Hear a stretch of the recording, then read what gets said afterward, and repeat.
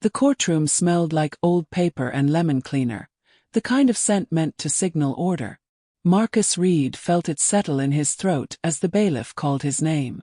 Not defendant, not Mr. Reed. Just his name stripped bare. He stood. Chains whispered around his ankles. Somewhere behind him, a phone buzzed and was silenced too late. The judge didn't look up right away. When she did, her eyes passed over Marcus like he was a form already filled out. The prosecutor cleared his throat, confident, rehearsed. Your Honor, the defendant was identified fleeing the scene at 9:42 p.m. Marcus's pulse spiked. 9:42. He swallowed and leaned toward his public defender. That's not possible, he whispered. I was clocked in. There's a record. The defender didn't answer. He was scrolling, distracted, already tired. The judge tapped her pen once. Mr. Reed, she said, finally meeting his eyes. People don't usually end up here by accident. A few quiet nods rippled through the gallery. Someone exhaled, almost relieved. Marcus felt heat crawl up his neck. Not anger yet, not fear. Something colder. Something learned. He thought of the security camera above the warehouse door. The digital clock glowing red. The way he'd joked with his coworker about being late for dinner. The judge lifted her gavel. Given the seriousness of the charge, she said, I see no reason to doubt the officer's account. The gavel came down. And in that sharp crack of wood, Marcus realized the truth hadn't even entered the room yet. Marcus Reed had just stepped into the cold when the lights flashed behind him. Red and blue washed over the cracked pavement like spilled paint. He froze, one hand still on his car door, breath fogging in front of his face. The warehouse loomed at his back. Metal, silent, indifferent. 12 hours inside it, and now this. Sir, a voice called. Hands where I can see them. Marcus raised them slowly. Is something wrong?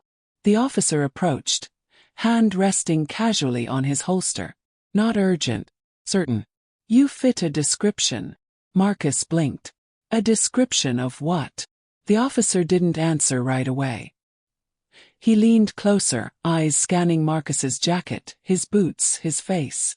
Where you coming from? Work, Marcus said. I just clocked out. At this hour. Yes, Marcus said again. Night shift.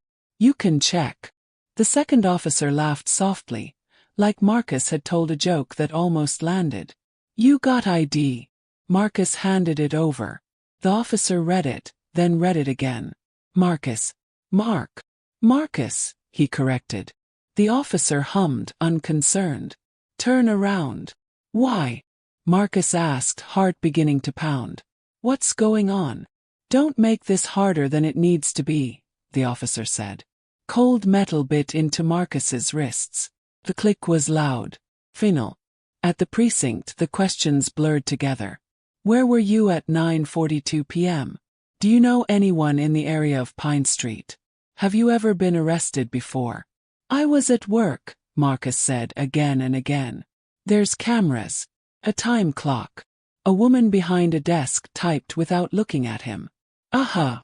Hours later they told him the charge. Armed robbery. Felony. That's impossible, Marcus said. I didn't. You can tell it to the judge, the officer replied, already turning away. The holding cell smelled like sweat and bleach. Marcus sat on the bench, hands shaking now that no one was watching. He thought of his mother's voice, always calm, always warning him to be careful. He thought of his job, of rent. A public defender finally appeared, eyes tired, tie loose. We'll request bail, he said. But it might be high. How high? Marcus asked. The man hesitated. Higher than most people can manage. Marcus nodded slowly. He stared at the floor, at the scuffed shoes of the men around him. Somewhere in the building, a printer whirred. Phone rang. Life continued. And Marcus understood with terrifying clarity that no one in this place was asking if he was guilty. They were only deciding how long it would take to prove he wasn't. Lena Reed learned about her brother's arrest from a voicemail that cut off mid-sentence. County jail, Marcus's voice said, distorted, rushed. I didn't do this, Lena. I was at work. Please. The line went dead. She stood in her kitchen, phone pressed to her ear long after the call ended. The kettle screamed behind her, forgotten, until steam filled the room and forced her to move. By the time she reached the courthouse, the morning docket was already spilling out into the hallway. Coffee cups. Low voices. She gave her name to a clerk who barely glanced up. Courtroom B, the woman said. Judge Harper. Lena nodded, committing the name to memory. Inside, Marcus sat at the defense table in an orange jumpsuit that seemed deliberately the wrong size. He looked smaller, tired. When he saw her, relief flickered across his face. Quick, fragile. She mouthed, I'm here. The prosecutor spoke first. Polish. He said words like allegedly and based on officer testimony, but his tone carried certainty, like the outcome was already settled. When the public defender tried to argue bail, Judge Harper leaned back in her chair. Given the nature of the crime, the judge said, and the defendant's background. What background? Lena whispered too loudly.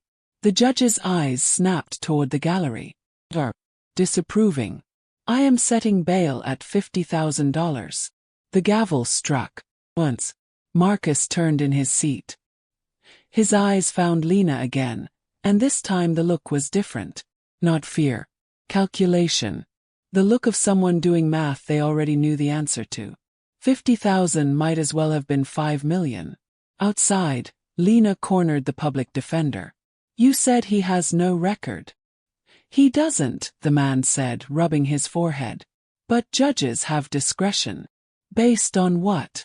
He hesitated. Experience. That night, Lena sat at her laptop long after midnight, court records glowing against the dark. She searched Judge Harper's name. Filtered by bail decisions. Felony cases. Nighttime arrest. Pattern emerged. Not obvious at first. But once she saw it, she couldn't unsee it. Young men. Same charges. Same neighborhoods. Same language in the rulings. Risk of flight. Community safety. Officer credibility. Never overturned. Rarely questioned. No article called it racism. No database labeled it bias. It lived in the margins. In the averages. In who didn't make bail. The jail allowed Marcus one call the next day. They moved me to general, he said quietly. It's loud. Did anything happen? Lena asked. No, he said. Then after a pause. Not yet. She told him about the footage. Timestamp. Plan. They're going to say it's unclear, Marcus said. They always do. You don't know that. I do, he said. I've seen this before. Just not from this side. In his cell, Marcus learned the rhythm of waiting. Count. Lights. Count again. A guard who called everyone boss except him. Another inmate who warned him which tables to avoid. What you in for? The man asked. Marcus answered. The man nodded. Figures. What does that mean? Means you ain't the first, he said. Won't be the last. 3 days later, Marcus's supervisor called Lena. We're placing him on unpaid leave, the woman said carefully. Company policy. But he hasn't been convicted. Yes, she replied. But optics matter. When Lena told Marcus, he laughed once. A sharp sound with no humor in it. Of course they do, he said. That night, Lena printed everything she'd found. Highlighted dates. Bail amounts. She didn't know who would listen, but she knew this wasn't just about Marcus anymore. In the cell, Marcus lay awake, staring at the ceiling. Somewhere down the row, someone cried softly. Somewhere else, someone prayed. He thought about the judge's face. The way her decision hadn't wavered. The way the room had accepted it. The system didn't need to hate him, Marcus realized. It only needed to recognize him. And it had. The security office smelled like burnt coffee and dust. Lena sat across from the warehouse manager. Hands folded so tightly her knuckles ached. A small monitor glowed between them, frozen on a grainy image of the loading bay. Red numbers hovered in the corner of the screen. 9:41 and 58 seconds p.m. You're sure this camera covers the employee entrance? Lena asked. The manager nodded. Motion triggered. Time-stamped automatically. It's synced to the company server. She leaned forward. Can you play it? He clicked the mouse. The footage rolled. A familiar figure stepped into frame. Tall, shoulders slumped, reflective vest half-zipped. Marcus paused at the door, turned back to say something to someone off-screen. He laughed. Even through the silence of the video, Lena could see it. The easy, tired laugh of someone done with a long shift. The timestamp changed. 9:42 and 11 seconds p.m. Lena exhaled shakily. That's him. Yes, the manager said. That's Marcus. She swallowed. The robbery happened at 9:42. He frowned. On Pine Street. That's 6 miles away. Exactly. He sat back uneasy now. I can export this. Full clip. Metadata intact. Please, Lena said. I need it. That night, she slid the flash drive across the public defender's desk like it was fragile. This proves he couldn't have been there, she said. Look. Continue Chapter 3 850 word. Chapter 3 timestamp. Exact word count. 850. The security office smelled like burnt coffee and dust. Lena sat across from the warehouse manager. Hands folded so tightly her knuckles ached. A small monitor glowed between them, frozen on a grainy image of the loading bay. Red numbers hovered in the corner of the screen. 9:41 and 58 seconds p.m. You're sure this camera covers the employee entrance? Lena asked. The manager nodded. Motion triggered. Time-stamped automatically. It's synced to the company server. Play it, she said. He clicked the mouse. The footage rolled. A familiar figure stepped into frame. Tall, shoulders slumped, reflective vest half-zipped. Marcus paused at the door, turned back to say something to someone off-screen. Even without sound, Lena recognized the angle of his head, the loose shrug that always followed a joke. The numbers changed. 9:42 and 11 seconds p.m. Lena sucked in a breath. That's him. Yes, the manager said. That's Marcus. She leaned closer, as if the screen might blur away if she didn't hold it in place with her eyes. The robbery happened at 9:42. The manager frowned. Pine Street. 6 miles from here. He sat back slowly. I can export the clip. Full length. Metadata intact. Please, Lena said. Her voice cracked. I need it. By the time she slid the flash drive across the public defender's desk, her hands were trembling. This proves he couldn't have been there, she said. Look at the timestamp. The defender plugged it in, eyes flicking to the clock on his wall as the video loaded. He watched in silence. When it ended, he exhaled. It's strong. Strong. Lena repeated. It's exact. Yes, he said carefully. But the prosecution will challenge it. Chain of custody. Camera accuracy. It's a company system, Lena said. Synced to a server. He nodded, already typing. I'll submit it. But we missed the initial disclosure deadline. So, she asked. So the judge may rule it late. Lena stared at him. Late evidence that proves his innocence. The defender didn't meet her eyes. Judges have discretion. When Marcus heard about the footage, he closed his eyes.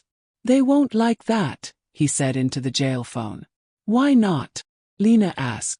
Because it means they were wrong, he replied. And they don't like being wrong. The hearing was brief. The prosecutor stood smooth and unbothered. The defense has submitted a video of questionable origin, he said. There is no independent verification of the timestamp's accuracy.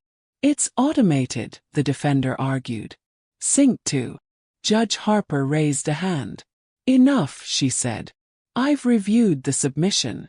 Marcus leaned forward, chains clinking softly. The footage, the judge continued, does not conclusively establish the defendant's whereabouts at the precise moment of the crime. Lena's mouth fell open. It shows him at work, she said aloud before she could stop herself. The judge's gaze snapped to her. Ma'am, you are not counsel. But the time. Remove her if she continues, the judge said calmly. Marcus stood. Your Honor, I was there. That's me. You can see the clock. Sit down, Mr. Reed, the judge said. Or I will hold you in contempt. He sat, lowly. His jaw ached from clenching it. The ruling came quickly. The motion to reconsider bail is denied. The gavel fell. Outside, Lena pressed her back against the cold stone wall of the courthouse, breathing hard. She didn't even question it, Lena said to the defender. She didn't ask for an expert. The man looked away. She didn't have to. In the cell that night, Marcus stared at his hands. The footage replayed in his mind over and over. Proof, clean and digital, reduced to nothing by a sentence delivered in a neutral tone. Another inmate leaned over. They deny your bail. Marcus nodded. With evidence. Yes. The man chuckled without humor. Welcome. Days passed. The footage became a file number. A footnote in motions. Something people discussed in hallways, never in court. A guard stopped Marcus during count. Heard you got yourself a movie star alibi. Marcus said nothing. Judge didn't buy it, the guard added. Guess cameras lie now. That night Marcus called Lena. I'm scared, he admitted. Not of jail. Of disappearing in here. You won't, she said. I won't let you. He pressed his forehead to the cool concrete wall. They saw the truth. They just didn't accept it. Lena closed her eyes, gripping the phone. The timestamp existed. The proof was real.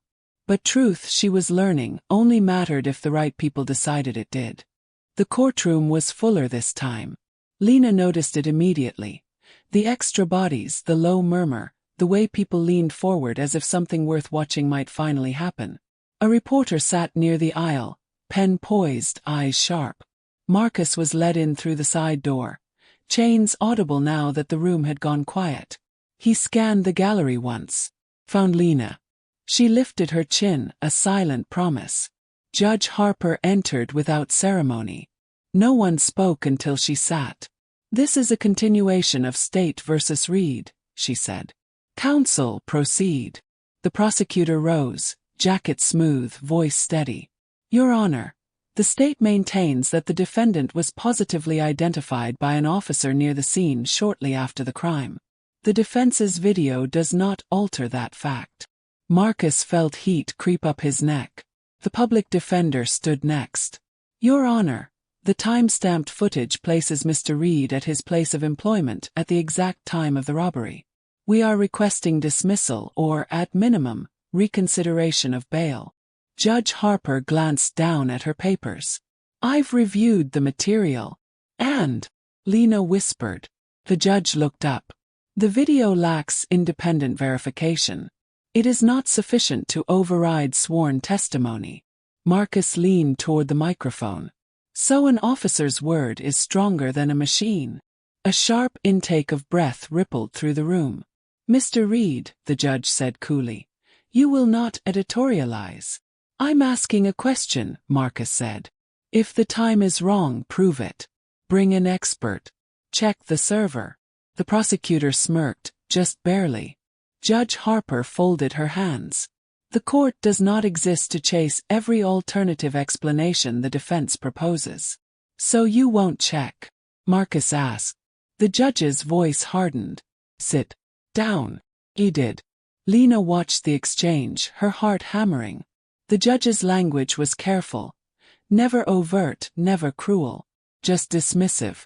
Final. The prosecutor continued. Furthermore, the defendant's demeanor suggests agitation and unreliability. Marcus's head snapped up. My demeanor? Yes, the prosecutor said, eyes flicking toward the judge. Outburst. Disrespect for procedure. Lena stood. He's defending himself. The bailiff stepped toward her immediately. Ms. Reed, Judge Harper said, this is your final warning. Lena sat, hands shaking. The judge cleared her throat. The motion is denied. Bail stands. The gavel came down. This time the sound echoed. As Marcus was led away, the reporter caught Lena's eye. "Ma'am," she whispered. "Do you want to comment?" Lena hesitated. She looked at Marcus's back. The chains. "Yes," she said. "I do." Outside, cameras appeared as if summoned by the word comment. Lena stood stiffly, notes clutched in her hand. "My brother has proof," she said. "Clear evidence." And it was dismissed without review. A microphone edged closer. "Are you accusing the court of bias?" Lena swallowed. "I'm saying the truth wasn't enough." That night Marcus was moved again. New cell. New faces. "You the guy with the video?" someone asked. "Guess so." The man shook his head. "Man, they don't like when you bring receipts." Marcus lay on his bunk, staring at the ceiling. He replayed the hearing, the way the judge's eyes had cooled when he spoke. Not angry, annoyed. As if he'd broken an unspoken rule by insisting on being believed. The next morning his defender visited. "I need you to consider a plea," the man said quietly. Marcus laughed. "After all that?" "Especially after all that," the defender replied. "If this goes to trial with this judge." Marcus sat up. "Say it." The defender hesitated. "Conviction is likely." "Because I'm guilty," Marcus said. "No," the man said. "Because of where you're standing." Marcus leaned back, anger finally breaking through. "So I confessed to something I didn't do to make this easier for everyone else?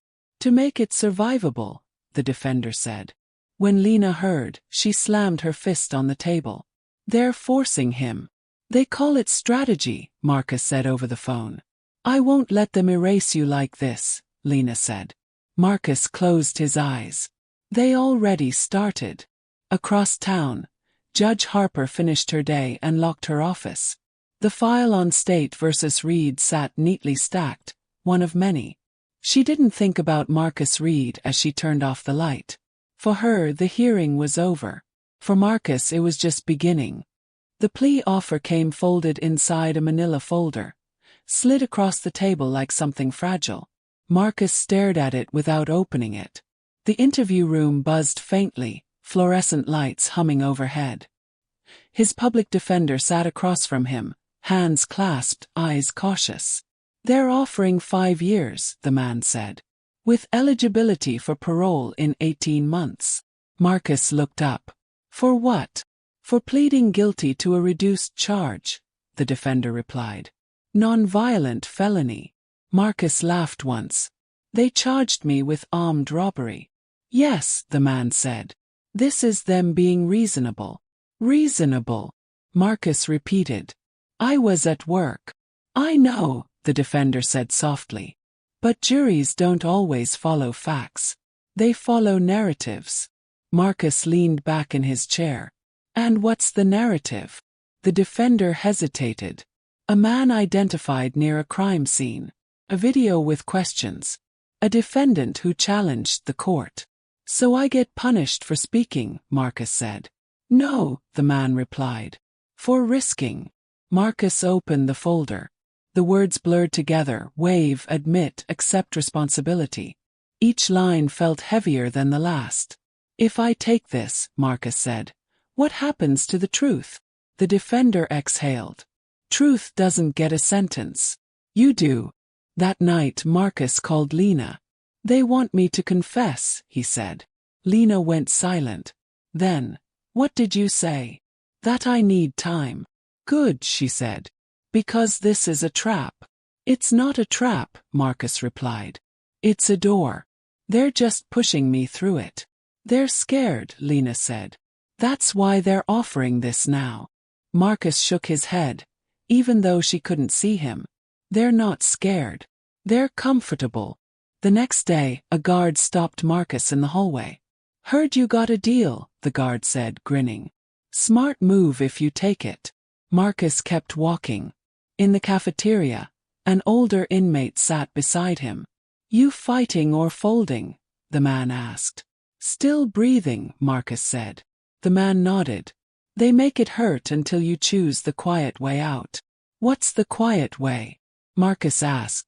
Admitting to a lie so everyone else can sleep, the man replied. Outside the jail, Lena met with a journalist named Rachel Kim. They sat in a coffee shop near the courthouse, voices low. The footage is clean, Rachel said. But what's interesting is the judge. Lena leaned forward. What about her? Rachel slid a printed chart across the table. Her rulings. Same charges. Same neighborhoods. Same outcomes. Lena's throat tightened. Can you publish? I need more, Rachel said. Patterns scare editors. Proof scares institutions. Back in the cell, Marcus weighed the offer like a stone in his chest. 5 years became 18 months. 18 months became a number he could survive. He imagined walking out early, head down, record sealed but never erased. He imagined his mother reading the headline, "Man pleads guilty in Pine Street robbery." The phone rang. It was his mother. "They say you should take it," she said gently. "Your aunt too. They're worried." "I know," Marcus said. "I just want you home," she whispered. He closed his eyes. "So do I." The next morning, Marcus stood before Judge Harper again. The plea was scheduled for consideration. "Mr. Reed," the judge said, "have you reviewed the state's offer?" "Yes," Marcus replied. "Do you understand the consequences of rejecting it?" she asked. "I do," he said. The prosecutor watched him closely. Judge Harper leaned forward slightly. "This court values efficiency." Marcus met her eyes. "I value the truth." A murmur rippled through the gallery. The judge's expression didn't change. That was not an answer. Marcus took a breath. His hands shook, but his voice didn't. "I will not plead guilty to something I didn't do." Silence filled the room. The prosecutor exhaled sharply. Judge Harper nodded once. "Very well." The gavel struck. Outside, Lena grabbed his hand as he passed. "I'm proud of you," she whispered. Marcus nodded, heart racing. He didn't know what this choice would cost him yet. But for the first time since the arrest, the decision was his. And the system did not like that.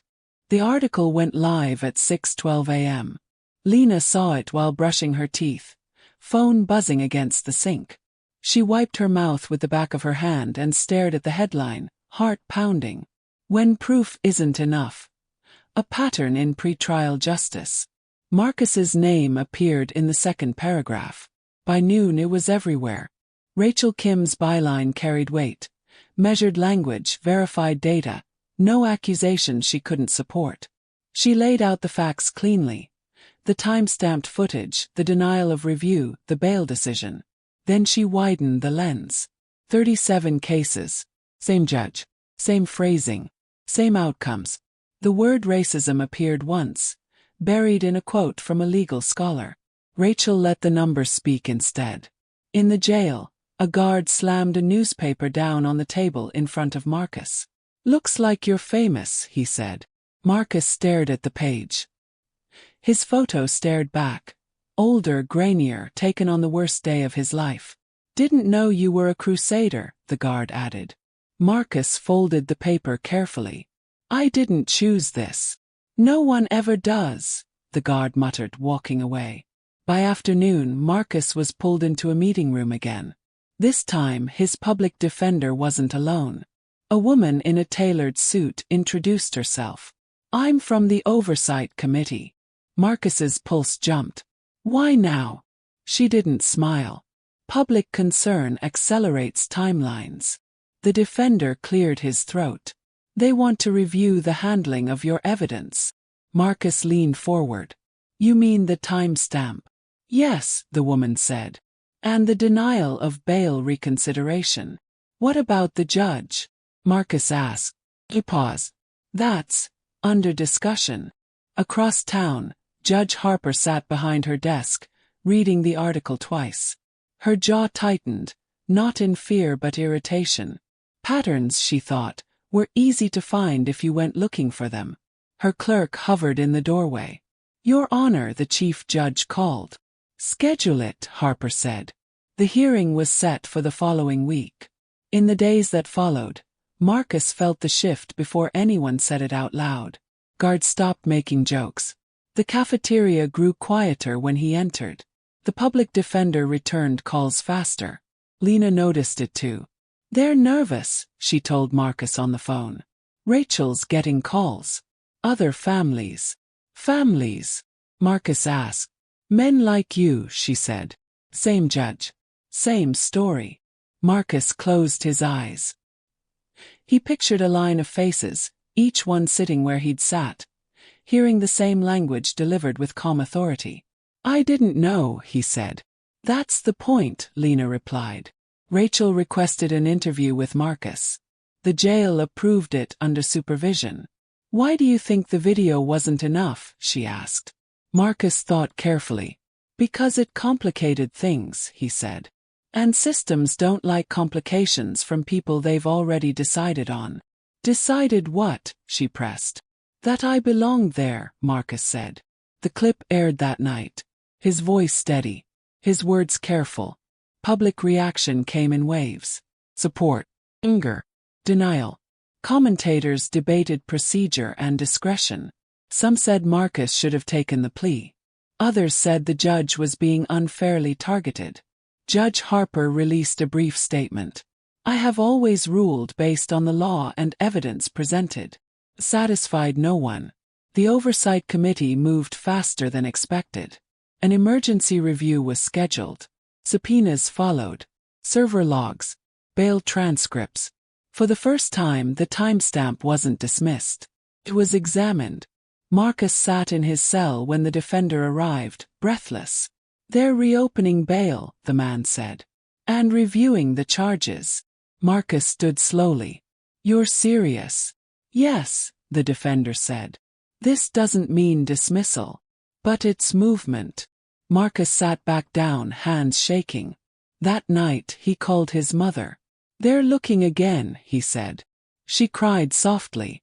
"I prayed they would." "I don't know how this ends," Marcus said. "You don't have to," she replied. "Just keep telling the truth."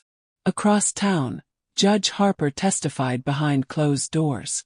She answered every question with precision, with confidence. But when they asked about the timestamp, why no expert was consulted, she hesitated. Just for a moment. It was enough. Marcus didn't know about that pause yet. He only knew the walls felt slightly farther apart. The air lighter. Exposure hadn't freed him, but it had cracked something open. And cracks, once seen, never closed the same way again. The notice came on a gray morning, slid under the cell door without comment. Marcus read it twice before the words settled. Emergency review hearing.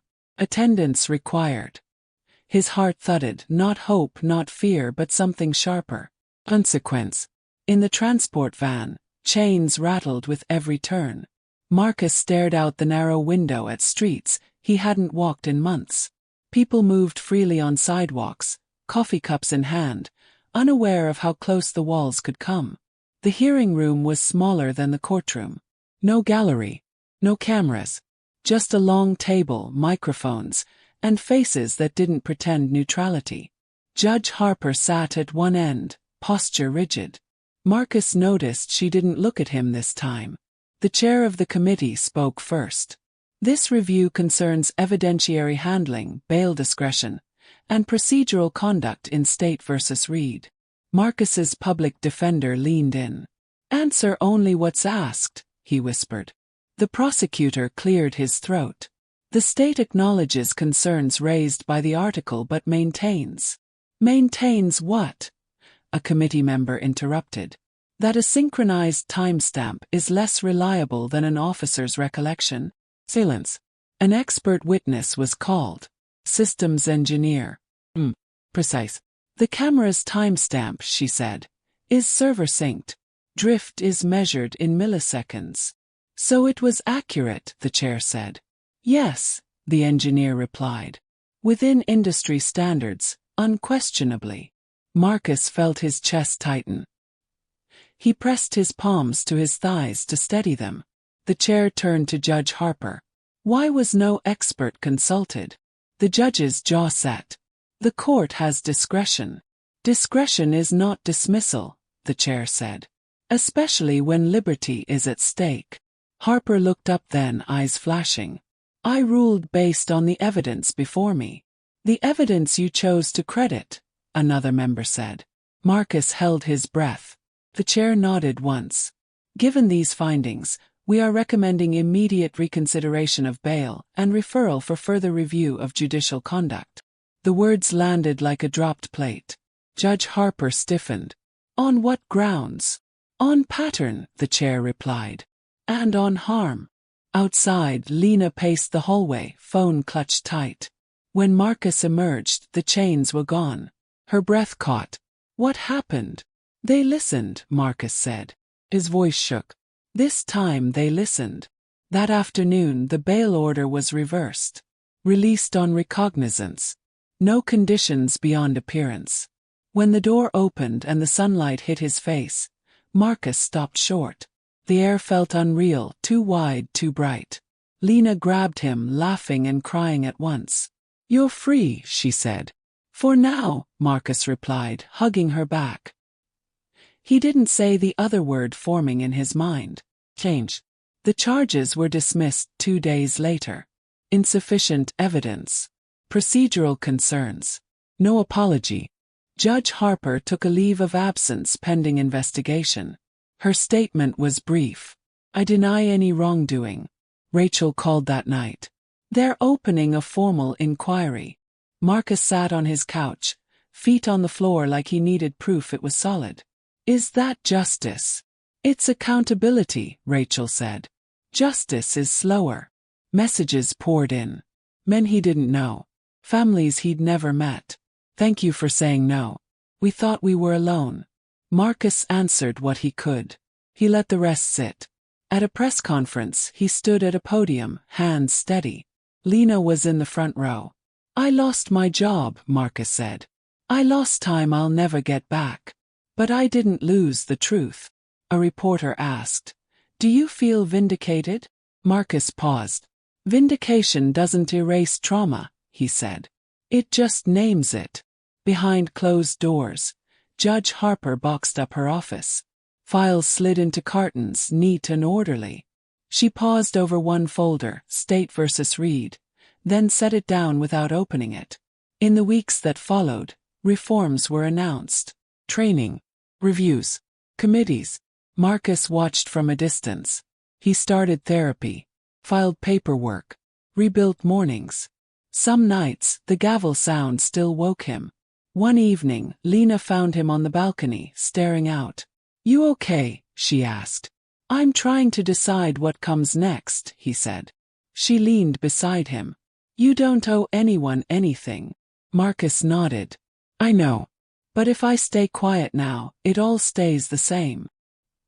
He turned back toward the lighted rooms behind him, toward the work ahead. The system had cracked. He intended to make sure it remembered why.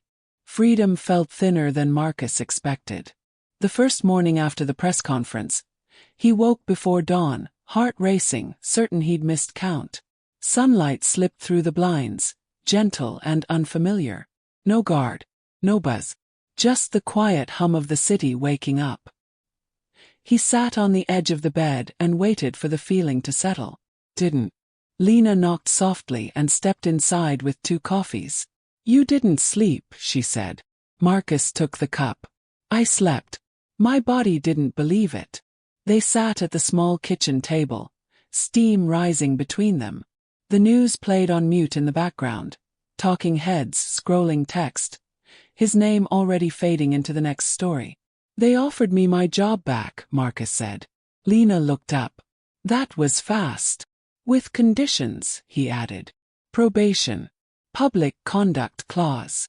After everything, she asked. Marcus nodded. They said it's standard. He stared into the coffee. I said no. Lena reached across the table. Good. The days filled with appointments.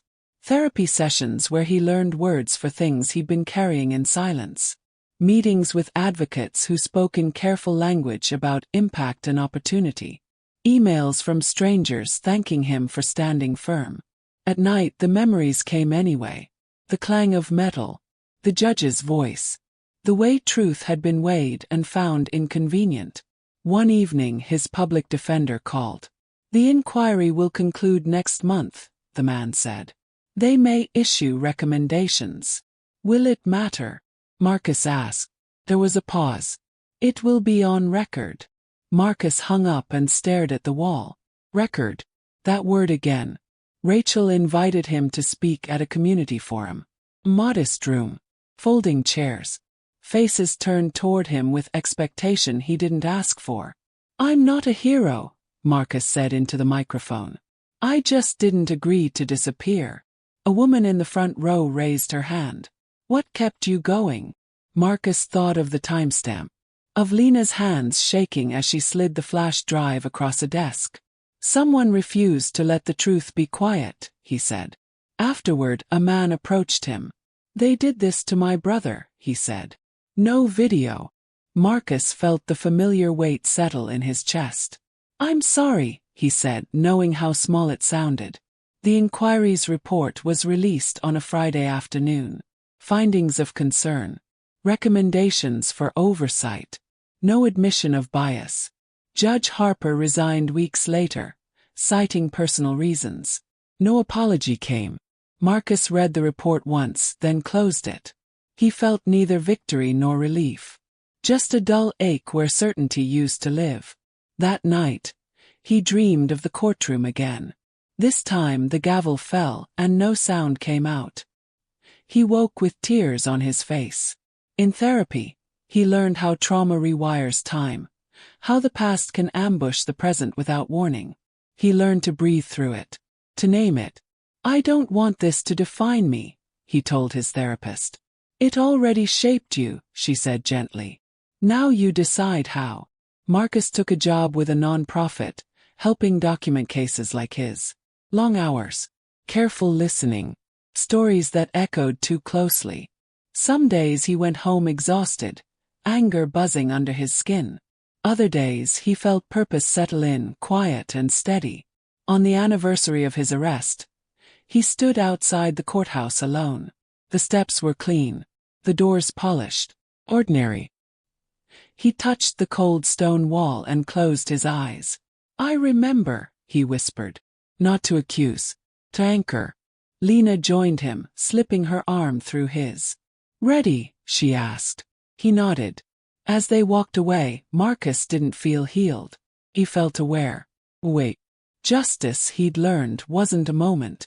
It was maintenance. It was refusing the easy lie. It was carrying the cost forward so others didn't have to pay it alone. The gavel no longer haunted him. But its echo had taught him how to listen. The email arrived without ceremony. Marcus read it twice, then a third time, as if repetition might soften its edges. Expungement denied. Record retained for internal reference. No explanation beyond policy language dense enough to feel intentional. He closed his laptop slowly. Lena was across the room sorting mail. "Good news?" she asked, already sensing the answer. "They won't erase it," Marcus said. He stopped. "But the charges were dismissed." "Yes," he replied. "Dismissed isn't the same as gone." They sat with that for a moment. The apartment was quiet except for the hum of the refrigerator. Outside, a car alarm chirped and went silent. "So what does that mean?" Lena asked. "It means every background check will pause," Marcus said. "Every application will ask a question I already answered." "And?" she pressed. "And I'll have to explain," he said. "Forever."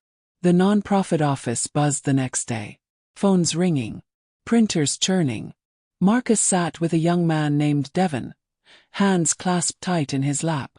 "They said the body cam malfunctioned," Devon said. "There's no footage." Marcus nodded. "Did they file a report?" "Two," Devon said. "They don't match." Marcus felt the familiar tightening in his chest. "We'll document everything," he said. "Dates. Language. Does it work?" Devon asked quietly. Marcus met his eyes. Sometimes, he said. Enough to matter. That afternoon, Marcus received a call from the Oversight Committee. A junior staffer, voice rehearsed. We're implementing new review procedures, she said. Your case was influential. Will it stop this from happening again? Marcus asked. There was a pause. It will help. He hung up, unsatisfied but unsurprised. On his way home, Marcus stopped at the courthouse steps again. This time he didn't linger. He kept walking past the building, past the block, until the city opened up into noise and movement. A man bumped into him on the sidewalk. Watch it, the man snapped. Marcus felt the instinctive jolt of apology rise. He swallowed it. Excuse you, he said evenly. The man blinked, then shrugged and moved on. That night, Marcus dreamed he was filling out a form that never ended. Every time he reached the last page, another appeared. Have you ever? The questions blurred together until the ink ran. He woke with his jaw clenched. Weeks later, he stood before a city council panel, invited but not required. The room was smaller than the courtroom had been. No gavel, just microphones and water bottles. Mr. Reed, a council member said, what would accountability look like to you? Marcus considered the question. Accountability means consequences that don't depend on headlines, he said. It means someone asking the next question even when it's inconvenient. Another member nodded. And healing. Marcus shook his head slightly. Healing isn't a policy, he said. It's time. And acknowledgement. Afterward, a young clerk approached him. Thank you for coming, she said. I didn't realize how much discretion mattered. Marcus smiled faintly. Neither did I, he said. Until it mattered to me. The non-profit hosted a small gathering that evening. Folding chairs, pizza boxes, laughter threaded through exhaustion. Someone raised a plastic cup. To Marcus, they said. For saying no. Marcus lifted his cup but didn't drink right away. To everyone who didn't have a timestamp, he said. And kept going anyway. The room quieted, then nodded. Later, alone on his balcony, Marcus scrolled through job listings. Some asked about criminal history. Some didn't. He applied anyway. He'd learned something the system hadn't intended to teach him. Records were tools, not truths. They reflected power more than reality. Lena stepped outside, wrapping a sweater around her shoulders. You okay? She asked. I am, Marcus said. I think. She leaned against the railing beside him. You don't sound convinced. I don't need to be, he replied. I just need to keep going. In the distance, sirens wailed, then faded. Marcus breathed in the night air, steady and cool. The record remained. The cost lingered. The damage was real. But so was his name. And this time it was written by him. The timestamp came back to Marcus in unexpected places. On a bus shelter ad that read accuracy matters. In a news crawl about server audits. In the red digits of his alarm clock at 6:12 a.m. The same minute the article had gone live months earlier. Time once neutral now felt like a witness. He stood in a community center gym with a microphone that smelled faintly of metal and disinfectant. Folding chairs stretched out before him, most filled. A banner on the wall read, Know Your Rights. It wasn't his event, but his name was on the flyer anyway. I don't have a speech, Marcus began. I have a record. Few people laughed softly. I also have a timestamp, he continued. And those two things should never have been in competition. A man in the back raised his hand. What do you do when the truth loses? Marcus paused. You keep it alive, he said. You repeat it until it can't be ignored. After the talk, a teenager approached him, hoodie pulled low. They stopped me last week, the kid said. Said I matched a description. Marcus nodded. Did you ask for the reason? The kid shrugged. Didn't seem like it would matter. It matters, Marcus said. Even when it doesn't change the outcome. The gym emptied slowly. Lena waited by the door, keys in hand. You were good, she said. I was honest, Marcus replied. They drove home in comfortable silence. At a stoplight, Marcus glanced at the dashboard clock. 9:42 p.m. He exhaled long and steady. That night, an email arrived from Rachel. They're citing your case in a law review. A link followed. Dense text. Footnote. His name rendered formal, almost distant. He read the passage twice. Objective digital evidence was subordinated to discretionary credibility assessments. He closed the laptop and leaned back. It wasn't an apology. It was a marker. Weeks later, Marcus received a call from the nonprofit's director. We want you to lead a new program, she said. Evidence preservation. Training families on documentation. Marcus felt a quiet settle in his chest. I'll do it, he said.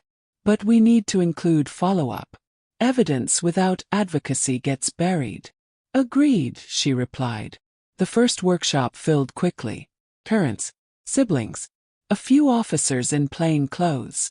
Marcus spoke plainly. Save everything. Ask for copies. Write down names. Words. Someone asked. What if they say no? Write that down too, Marcus said. At the end, a woman pressed his hand. My son didn't have a camera, she said. But now we will. On the anniversary of his release, Marcus returned to the warehouse. The manager met him at the door, awkward but sincere. We upgraded the system, he said. Redundant servers. Public audit logs. Marcus nodded. Good. He watched the loading bay camera for a moment, the red digits ticking forward. He smiled, not because it was over but because it was recorded. Later he stood alone outside the courthouse again, this time at dusk. The stone steps glowed warm in the fading light. He didn't touch the wall. He didn't need to. Lena joined him, slipping her arm through his. Dinner, she asked. In a minute, Marcus said. He looked up at the building and spoke quietly, not for it, but for himself. You didn't win. They walked away together, the city rising to meet them. That night, Marcus slept through until morning. No gavels, no chains, just the soft click of the clock as seconds passed, counted and kept. The record still existed. The cost still followed. But the timestamp lived too, clear, exact, impossible to ignore. And as long as it lived, so would the truth.